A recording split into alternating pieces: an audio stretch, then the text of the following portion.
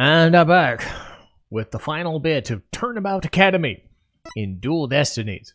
So let's do it. The defendant came to me when what she said was very important and by necessity secret. She asked me to pre-record my speech and come to the audio room during the mock trial. Juniper confessed to the murder and asked that I get her declared innocent in court.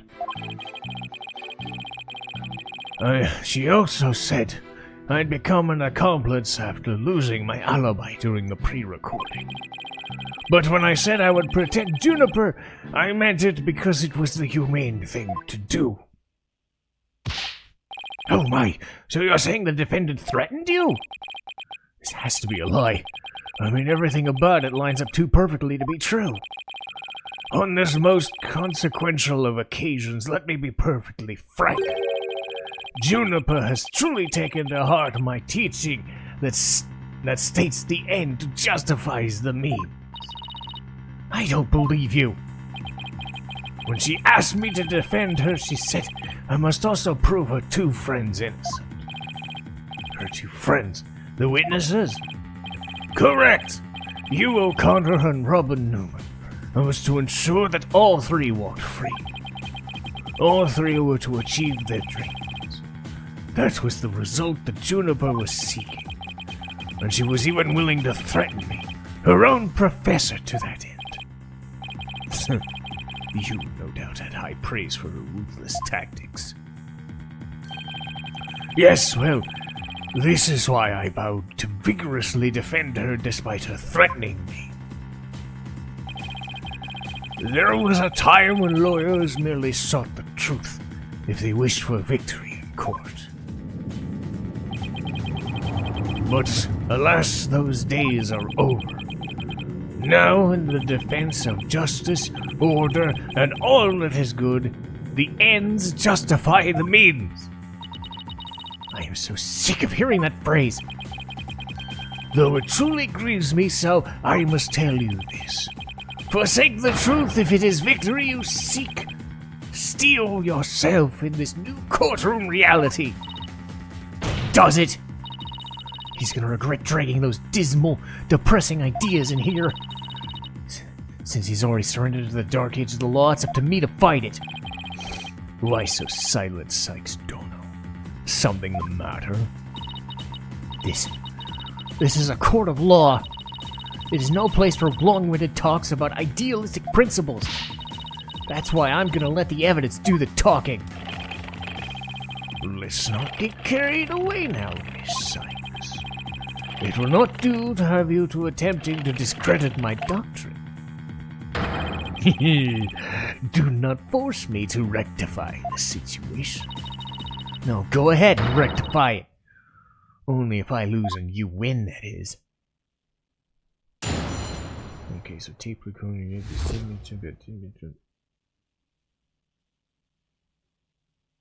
Damn it. Phone. Stop being dumb. Okay, tape recorder at the statement. Okay.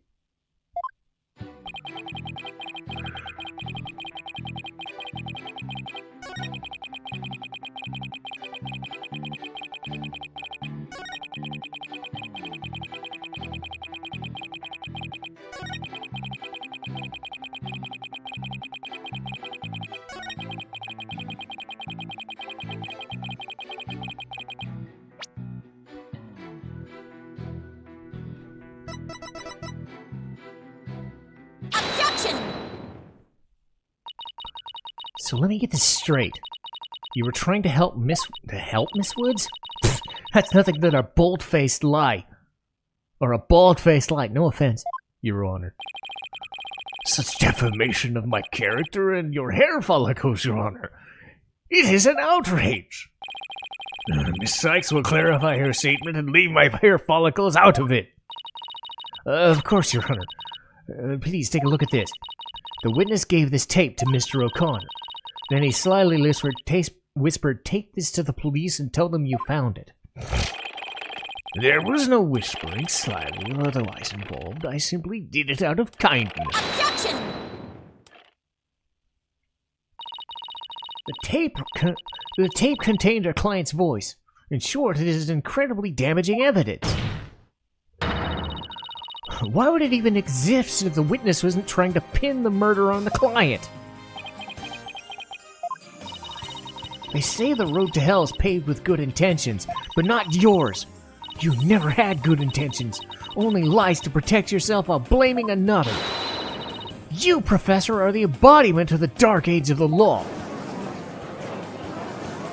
Here it comes. Uh-oh. Now you are going to see why I waited to make this an episode. Why, you little... You dare call my teachings and methods lies?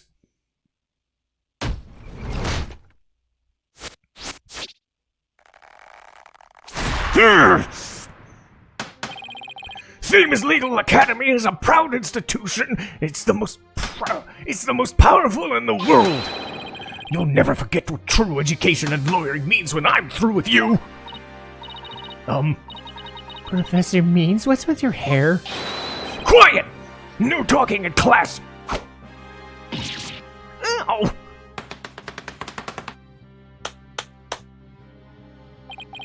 Eyes and ears up here, everyone. Homeroom is now in session. We'll begin with roll call. Athena Sykes. Huh? Oh, here?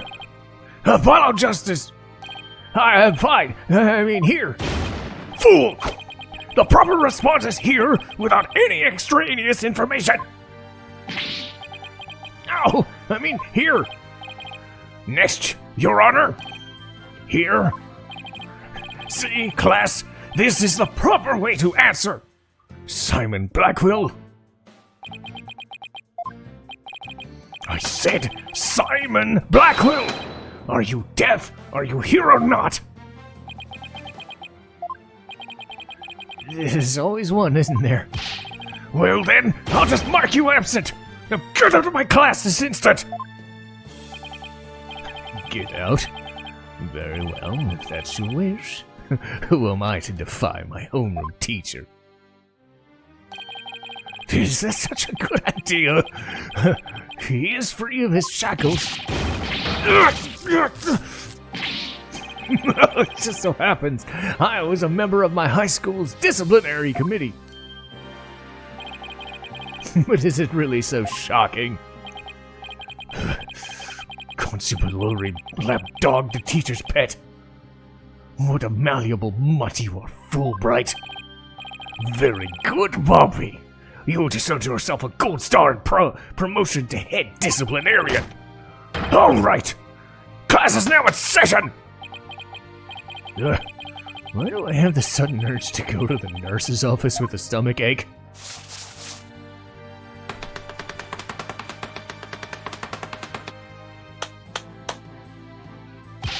Pay attention! I am not the killer, Juniper is! This will be on the next test, so I hope, and you'd better be listening. Objection! But Professor, you created the phony tape to pin the blame on Juniper. Plus, you were the only one who could have moved the body during the mock trial.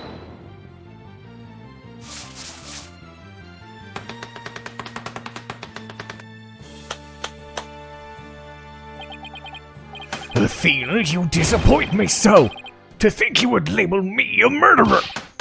Now pay attention! The murder occurred on the 23rd between 6 and 8 p.m. But I was already home!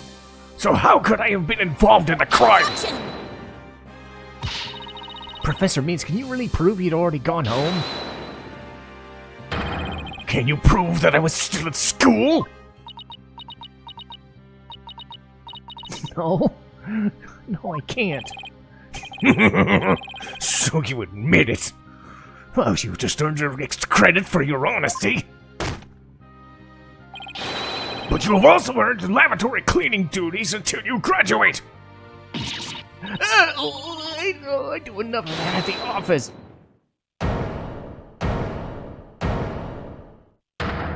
What the? No way, man! I totally object! Robin? I can't believe I fell for the professor's silver-tongued lies. Why, you? How dare you talk to your teacher like that? I'm totally spittling all over my microphone. Jesus. I'm not listening to you anymore, man! No way, no how! I am screaming so much. I have a confession! You know those 2 statues that were on stage? I didn't make them all by myself! The statues? I do want to know. Do I want to know where this is headed? I was able to finish one of them, but the last bell rang before I had time for the other one. So I asked Professor Mintz to make it for me. In other words, the professor was there on stage after the last bell? Right. It would have been way past 7 before he could have finished. Professor Means was still at school? Well, this is incredibly important testimony. The professor told me.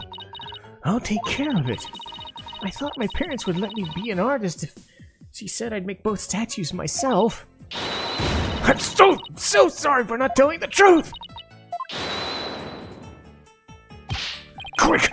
Somebody get that juvenile delinquent out of my sight! Simon!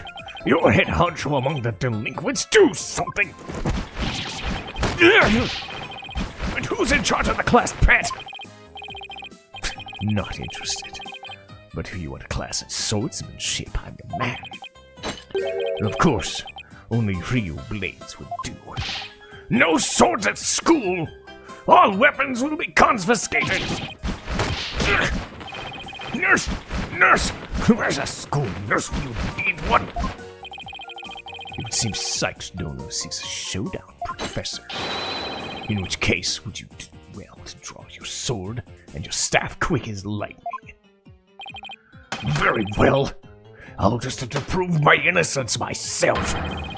The real lessons begin in 2nd period. Prepare to be served old school style. What does... Never mind with your testimony, please.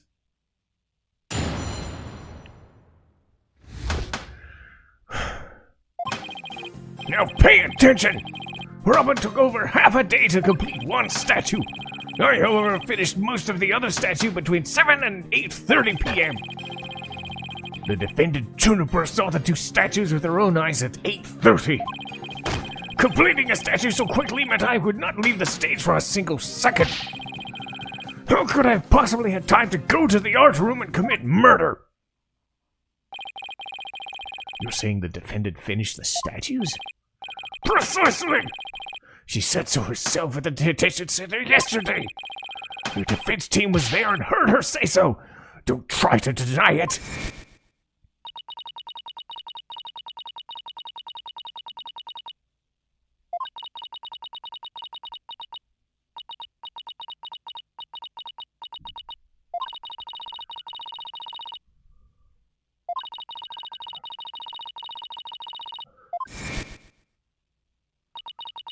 Oh, right. The professor was there when the matter came up. Before I address the professor's charges, I have a question for Robin. How hard would it be to complete a statue like that in 1.5 hours? It would probably take me at least twice as LONT. So personally, I think it would be incredibly difficult to finish in short time. That didn't exactly help our case. He won't get off this easy. He's bound to stumble over his own means. I hope I don't get in trouble for my apartment for trying to... Like, I'm not, like, screaming, but I'm also way louder than I normally am. It's like 7:30 in the morning. Anyway, press a statement. Okay.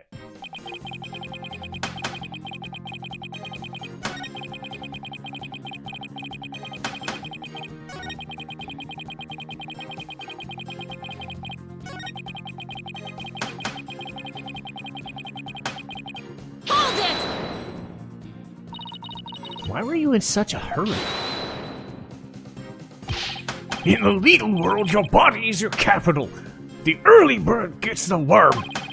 That's why I get out of bed at 9 p.m. each and every night. And that's why I was working as fast as I could.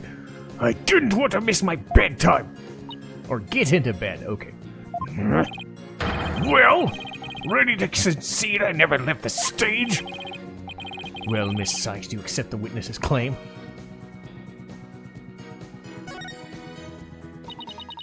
I've tried everything, but I still can't prove anything.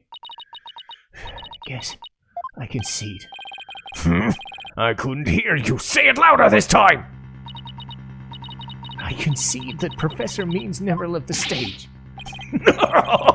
That's right. But what took you so long? I was there at the stage the entire time. I couldn't have possibly committed the crime. I'm not gonna give up. I'm afraid I have to side with the witness, Miss Sykes. And unless you have any further objections, I'll have to put this issue to rest. Objection! Not yet. The defense still has an objection. Athena, you thought of something?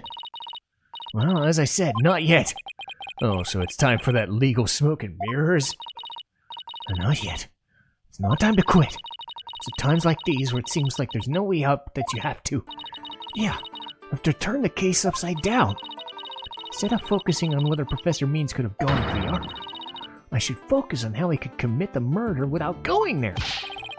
Seems a young lady has a real bona fide idea. But I'll use any means necessary, even casting stones, if it'll distract her. Oh, who brought the bird at school?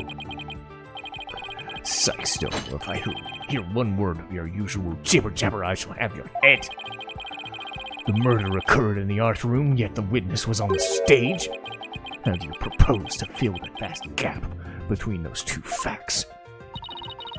If I accept the premise that the professor was on the stage the entire time, the only answer that we've got is something else wrong. But wait, that's it?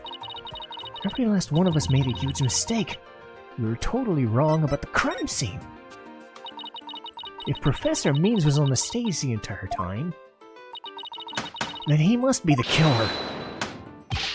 Ridiculous!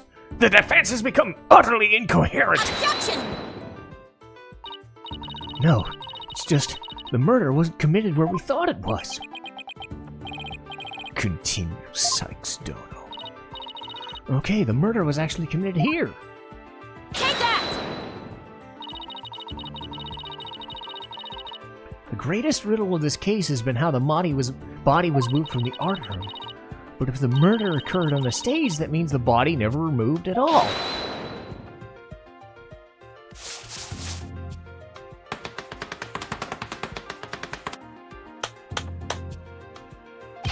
Silly girl!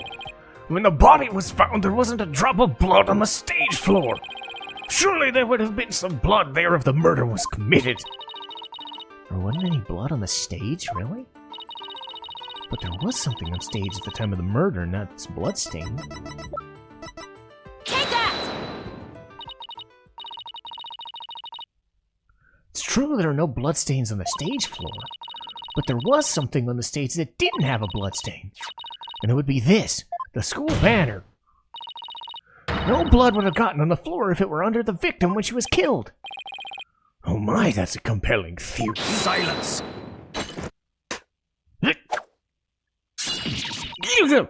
What is it now? My theory makes perfect sense. That was a pathetic attempt. You must put every inch of your body into your attacks. The autopsy states that the cause of death was loss of blood, yet only a trace amount was found upon the banner. Where did the rest go? Blood getting on where the body was moved by wire makes more sense than not. Very good, Simon. Tell me, what's your first choice for higher education? I'll write you the ultimate in recommendation letters. You're all but guaranteed to get it. Objection! Actually, the defense has something to explain that as well. You do? There was only a trace amount of blood on the school banner. Then there must have been something else that the killer used to soak up all the blood. All I gotta do is figure out what. This is what soaked up most of the victim's blood. Black one. Take that! Why, it looks like there's some other piece of fabric on the school banner. It's the Governor's banner that had been specially made for the school concert. Since it's on top of the school banner, the blood would have hit it first. Could have easily absorbed most of the blood like a dishcloth, and only a small amount would have soaked through to the school banner. So it makes total sense that the school banner has only a little blood on it. That banner absorbed the blood like a dishcloth. Yes, that would explain it. Gaviner's banner was like a dishcloth? Surely it was at least towel quality.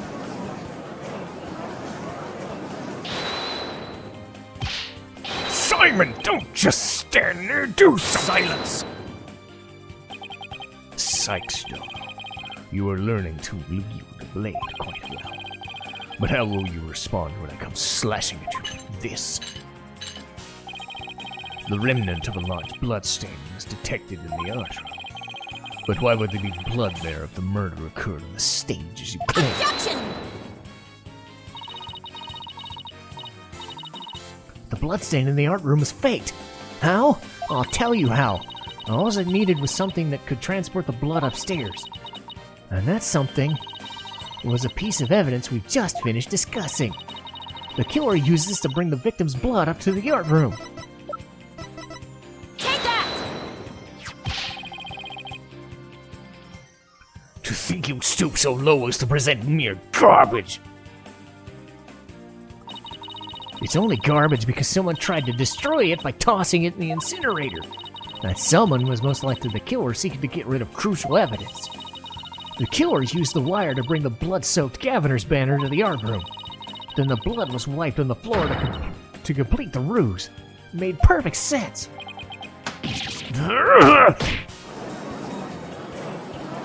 Man, he needs a better a better lever for that blackboard. He keeps getting hit in the head. That's quite a development. To think the body was never actually moved. Hold it right there! The body must have been moved! How else do you explain that loud crash you heard during the mock trial? If it wasn't caused by the body crashing into the statues, what was it? I hadn't thought of that. That loud crash wasn't the body hitting the statues. What was it indeed? Well, the school banner says something was carried along with it. I know what I have to find. Something that was in the art room before the murder and then the stage after. The object that was sent down the wire was... Take that! That statue! I believe that statue that broke the other two, not Professor Court's body. The unique statues you see to the right, the pure White Lady Justice from earlier. She accidentally broke it while she was polishing it the day of the trial, but she used her own artistic sense and technique to repair it as you see here. Nobody would have guessed it was the original Lady Justice. Silence! Perhaps you are onto something. But why, pray tell, would anyone move that scrap heap relic to such a tedious manner? Excellent question, Simon. Keep them coming. You know why, but the fact is you won't acknowledge it, so is how twisted you are. Lady Justice was moved during the mock trial. During that time, Professor Means was fabricating an alibi with his pre-recorded speech. If we consider the facts, it was moved to point us to the body.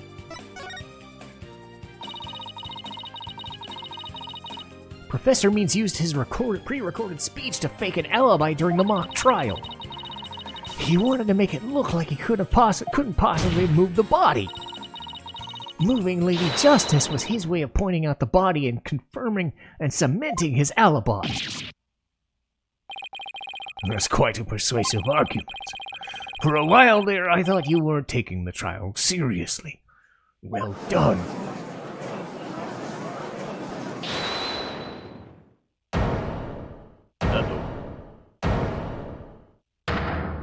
You should never underestimate me, Athena Sykes. Professor Means always means what he says, and says what he means by all means. Fine, then say it already. I'm waiting. The murder occurring the night before, but the body wasn't found until late next day. Countless students passed the stage until they met in the lecture hall.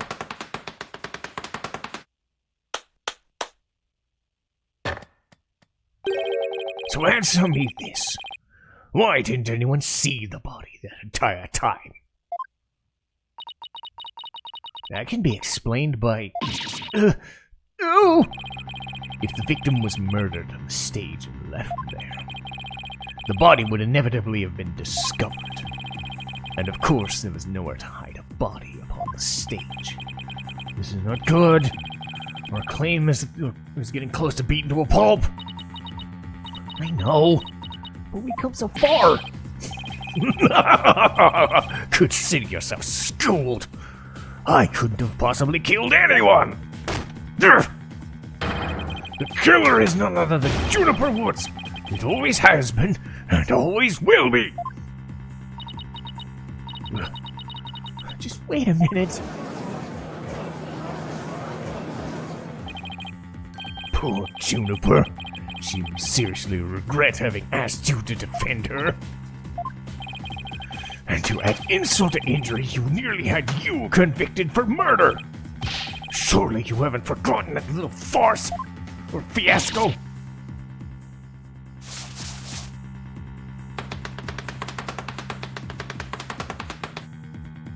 Oof! Not only did you fail to defend your client, you also raised false charges on her friend. You have no right to call yourself a lawyer. Uh-oh. Aw, crap.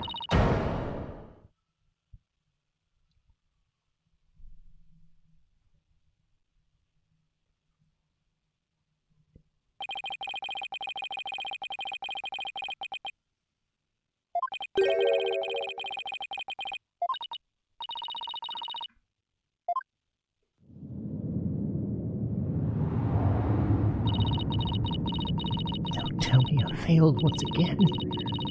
Failed to save someone near and dear to me. I've worked so hard to become a lawyer. I've even studied psychology. Has it all been for naught? Am I just doomed to relive that all over again?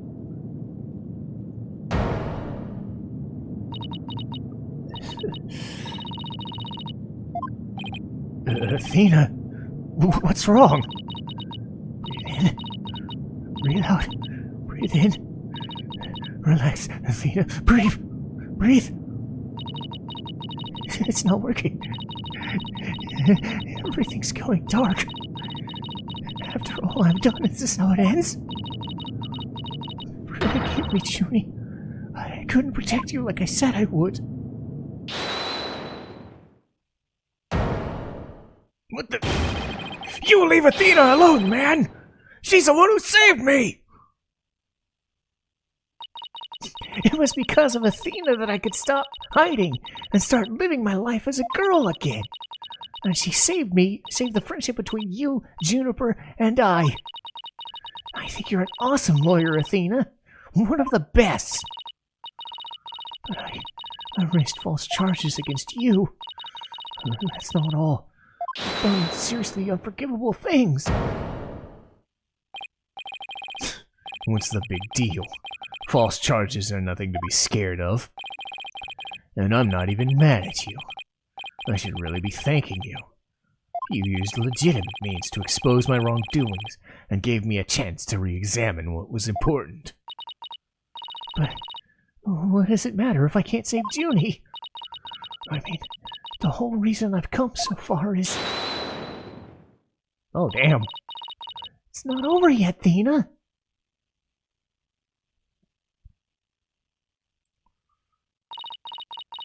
Even now, in this very moment, I still believe in you.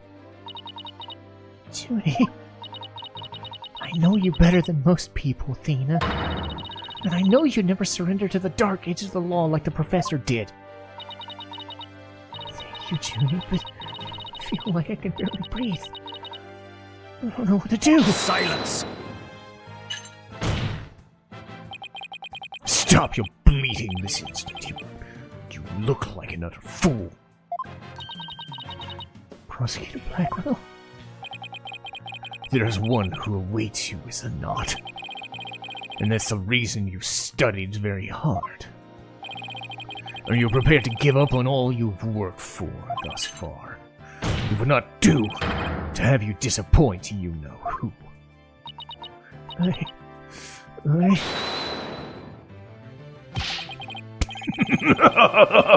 You're wasting your time. You have nothing on me. No evidence or anything to establish my guilt. You are helpless before the might of lawyers for whom the ends justify the means. Don't worry, Athena. You're doing fine. Truth will always win against people like him. But Apollo, what am I supposed to do now? Listen, all you have to do is take a deep breath and look back over the entire case. If there's truth to be found, and there always is, you're sure to find it. Now let me see your smile. Remember what Mr. Wright said? The worst of times are when lawyers have to force their big smiles.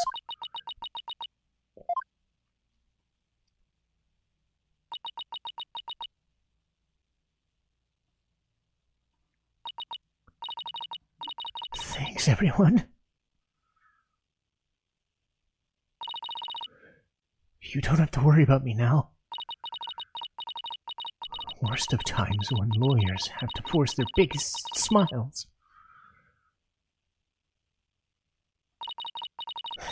Athena's size is psyched and ready to rock.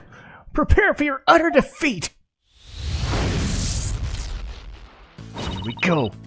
Professor Court wasn't killed in the art room. She was killed right where her body was found. We know because there was no time to move the body there from somewhere else. That means the body had to have been hidden somewhere on stage until it was found. Let's think along these lines and see where it takes us. First up, when did Professor Means remove the body from its hiding place? Let's see, what was he doing before the body was discovered? He was using that span of time to create his fake alibi. To move the body to where it could be more easily spotted.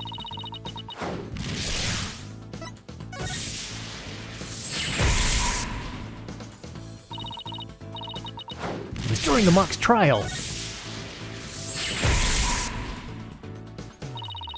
Professor Means moved the body to an easily seen location during his long pre-recorded speech. Professor also moved something to the stage that wasn't there before.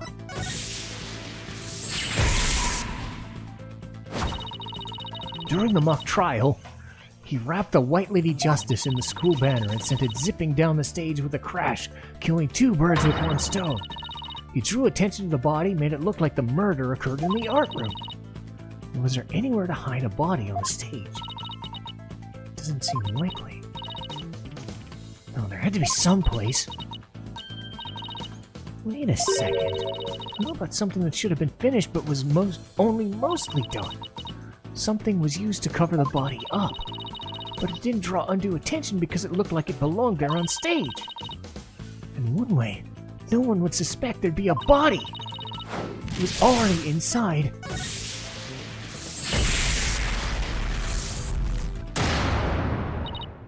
Oh, I know! The Mr. Wright statue was never actually finished! The body was wrapped under the cloth to hide what was really inside, cleverly disguising it as the boss's statue! Yo!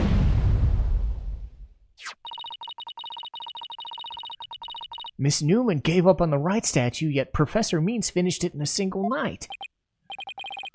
What an impressive feat that was! No, his so-called work of art deserves none such praise. That's because it was only a facade to hide his real work, the murder of Professor Court. Come again? I'm afraid I don't follow. He hid the body by making it look like the statue of Mr. Wright. With the body wrapped under a piece of cloth, it looked just like a statue. What? I second the what? Now, this is getting interesting. No! This is getting preposterous! How would such a thing even be possible? Objection! We'll never know unless we try. Uh-oh. I think I know where this is going. Okay, Apollo. Time to turn me into a remarkable likeness of Mr. Right. I'm gonna pose like the statue, like so. I want you to wrap me up in a cloth so I look like a statue. I hate to ask the obvious, but where am I supposed to get this magic cloth?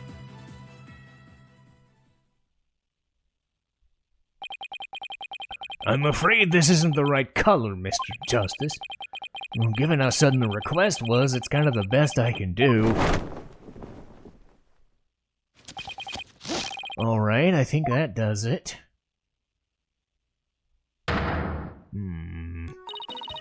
Well, what do you think?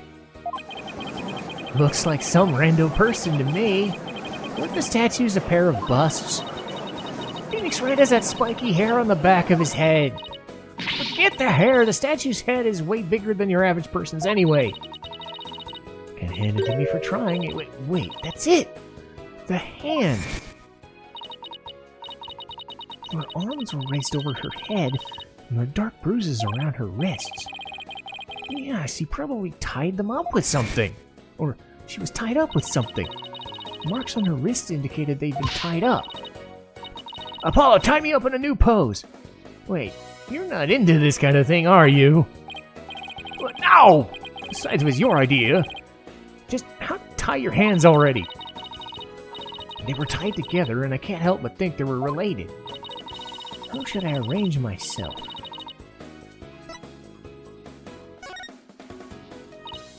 Apollo, tie up both my hands behind my head. See? This makes it possible to be the spikes on his head. Sure, but what about the statue's arm? With both arms behind your head, you can't possibly complete the pose. Yeah, it'd be awfully hard to make an objection pose like this. I can't help but think you're forgetting something. Something on the body that you don't have right now. What does the victim's body have that I don't? Take that! Oh, right. There was an arrow sticking out of her side. Okay, Apollo, take that and plunge it into my side. What are you, crazy? Fine, get some duct tape, rapido! Alright, I don't need to know. Not the language to know bossy when I hear it. Okay. Fatal arrow to the side. Spiky hair created from two hands. Masterpiece in the making, now cover me up! But remember to make the arrow stand out, okay?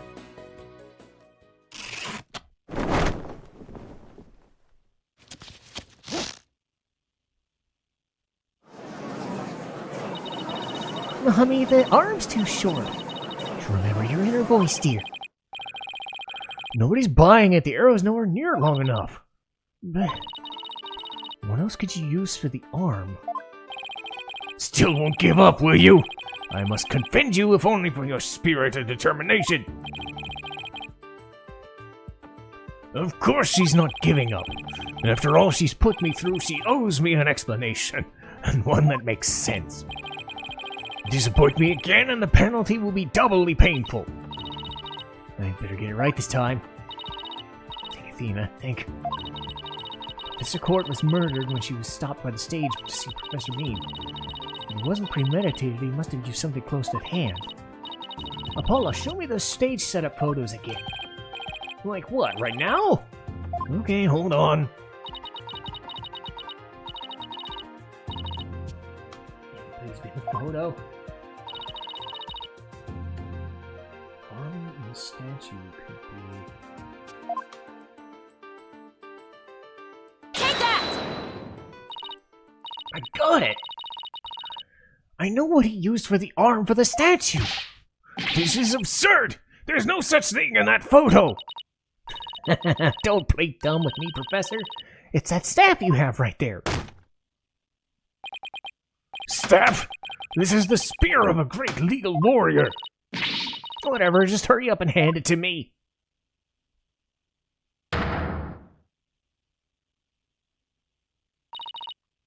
Length is perfect. Mr. Wright couldn't possibly object to such an awesome arm. Okay, go for it. Sure, I'll give your arm a hand. Cloth and binding coming up.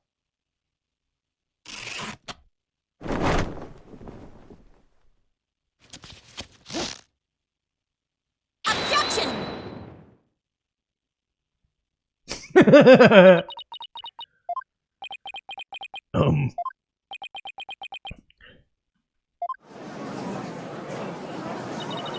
It's Phoenix Wright.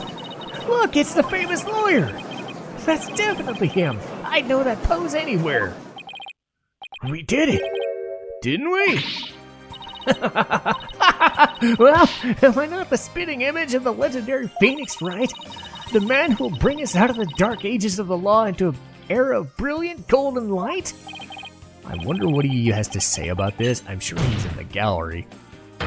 All I see before me is this pink specter of a man. That's just because Mr. Wright likes his statue. He's positively tickled pink. Get it? That one is even worse. Well, it seems the gallery's quite impressed with the defense's sharp thinking. And the witness? Bah! The resemblance is nothing more than a coincidence. Objection! Not so fast there, Buster. Unfortunately for you, I could prove my theory to be more than a coincidence. To prove his spear was thrust into the victim, all we have to do... We'd assumed that the victim's jagged wound came from the arrow. But if the wound came from the spear instead, then we should be able to detect traces of the victim's blood. Your Honor, I'll briefly assess if we will. By any means possible, what if we get rid of my spear? Wait, what if I burn it?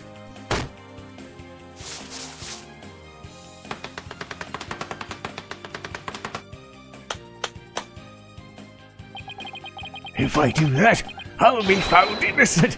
Yes, I'm innocent, I tell you. Surely you don't expect us to take lessons from you now. Now I ask the gallery. Help me decide the professor's fate. Oh, this is the best.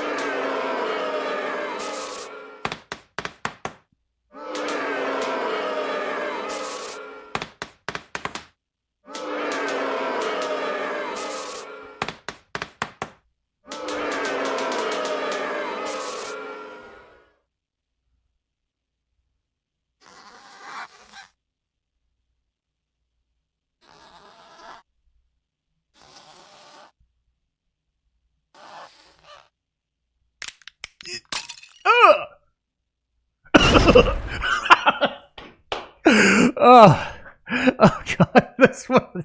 Oh god, I think that's like the best one. Prosecutor Blackwell, what has become of our witness? It is a sight Stono suspected. Blood was detected on his staff. He has admitted to his heinous crime. All of it. He shall join us in the clink tomorrow. His teaching skills will be put to good use. Great, he'll teach felons that the ends justify the means. So much rehabilitation. Can I ask what the professor's motive was? I could barely make out a word on account of his shattered teeth. One of Blackwell's fellow inmates was once a surgeon. Why not a former dentist, too? I eventually had him put pen to paper. It turns out Professor Means was the one taking bribes. The victim had suspected him after a report from the class snitch. That led her to question him at length the day of the killing, right there on the stage. The result? The heinous crime that was brought before this court. The fool, like Newman, had come to know the script's contents via the victim's note. It seems he came up with a plan to stab the victim with her own awl in order to make the killing look like the one in the script, thus frame the defendant. But the scrap of paper with Yu's name on it had the same mark as the planner. About that. Those planners are bestowed upon all all students graduating at the top of their class. So then... Indeed, once upon a time, Professor Means was awarded the same notebook. The handwriting is being analyzed now, but like it or not, the scrap belongs to him. This, too, was evidence of the bribery scheme that the victim had obtained. Know that Constance Court was clean, and that only Aristotle Means took the bribes. To think a professor would murder a colleague, then try to pin it on a student. If this isn't the dark age of the law, then we can only hope that a brighter future awaits. And the first step is to hand down my verdict for a promising young lady. This court finds the defendant Juniper Woods not guilty!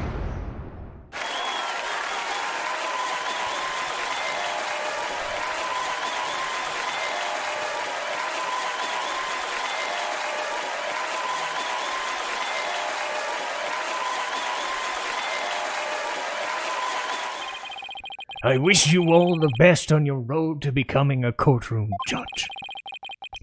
We will need young people like you if we ever hope to restore the law to its former glory. Yes, Your Honor. I'll work as hard as I can. Maybe one day I'll be able to work with all of you to make a difference. Watch if she becomes a judge in one of the later games. That'd be nice. Proudly serve Professor Court's memory. Do not let her death be in vain. That's the last thing I expected to hear from him. Court is adjourned! I have to watch my footage back to see just what this guy sounded like. Because God, my voice is hurt right now. I think the only other time that I think my voice has been through as much was either doing like a 2-hour podcast by accident once, or that time I did the Norg voice in Final Fantasy VIII. Because I was doing some weird ass shit for 5 minutes and I was just... Anyway. Thank you, Thena. I really mean it. It was nothing, really. I could take the biggest tangled mess of a case and unravel it just like that. Oh no. Looked pretty wound up there at the end, literally and figuratively. Looked pretty hungry for a knuckle sandwich, Buster. I wanted to thank you too, Apollo. Don't mention it. The way you were always there for Thena when she was in a bind. At the detention center, when your smile gave me hope when there was none. It was like warm rays of sun shining down on peaceful woodlands. I think you're absolutely amazing. Thanks. It means a lot. But I still have a lot of work to do. Can't wait until you're on the judge's bench. I promise you I'll get there someday. So until that day... Uh-oh. Guys, I got some big news! This is... Oh. Am I interrupting something? No, it's okay. What's the rare scene that Trucy gets? One part of a case every single hour, I guess. Or every 5 hours, anyway. Again, I'm so pissed off. She gets so much fucking screen time, and in this game she just... nothing. Anyway, she'll get her due in case 6 too. I know I keep bringing that up, but man... I like Trucy. I don't care. Shut up. No, it's okay. I think so. What's the big news? The school festival! It was supposed to have been cancelled after what happened, but... we just got a call. In memory of Professor Constance Court, who worked so hard to make it happen, the festival is being extended one extra day. Really? All right!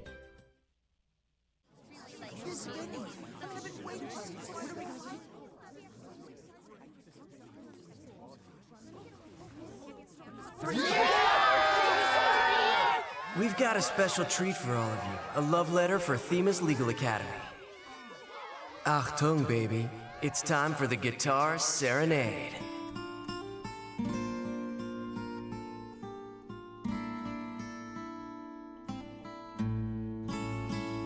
Please don't set your guitar on fire this time.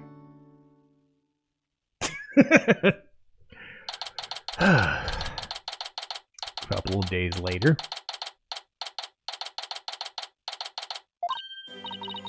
Wow, it was so much fun. School festivals are amazing. I think you and Robin are getting a little carried away. Oh, your singing voice, Juniper, could melt my H-E-A-R-T. If she does the B-A-U beautiful thing from Bruce Almighty, I'm gonna just laugh. She never does. But every time, that's what I'm thinking of. Mr. Wright, thank you for that training seminar. Just remember, the objection pose is all about attitude. Oh, and congrats on your mock trial win. Although Robin had you for a while there. I did, didn't I? But I'm just glad we're back to how we used to be thanks to Athena. And you know what?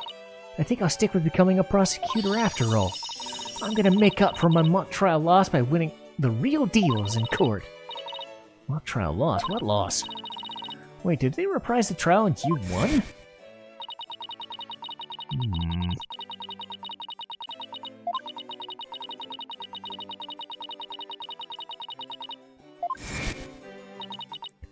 So, does this mean it's really gonna happen? Juniper, there's been something I wanted to say to you for a while. Huh? Oh! Is he gonna do what I think he is? Juniper, can we still be friends? You know, best friends like we always have been. Huh? Best friends? Were you gonna profess your love if you won? No, I was gonna confess that I'm not a genius and I'm really 25. But you already dragged it out of me during the trial. Whoops. Listen, you too, Robin, Miriam. I'm not here. Me too. It's got this tactical espionage action thing down to a science. So that's what I found in the big shell that last week. Oh well. I've been thinking. It's up to us to put an end to the dark age of the law if we can. Let's all work together to usher in a new age where winning only results from the truth. And in the end, it never justifies the means. Count me in. I wouldn't have it any other way.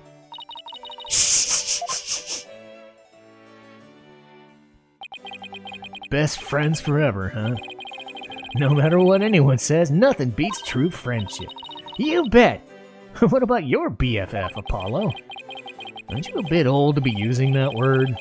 Well, but yeah, he's the best friend a guy could have. Which reminds me, we're supposed to meet up and gossip about the new girl in the office. Hey, no talking about me behind my back! So what kind of guy is he anyway? Well, if I had to describe him in one word, it's astronaut.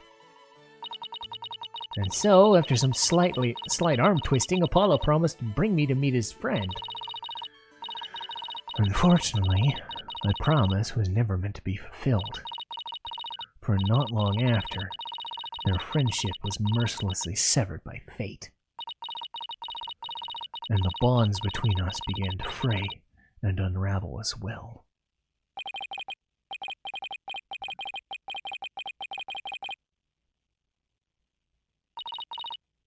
Even now, those words continue to ring in my ears. The discord in our ever-cheerful Apollo's voice made him sound so cold and distant. Why, Apollo? Why would you leave us all behind?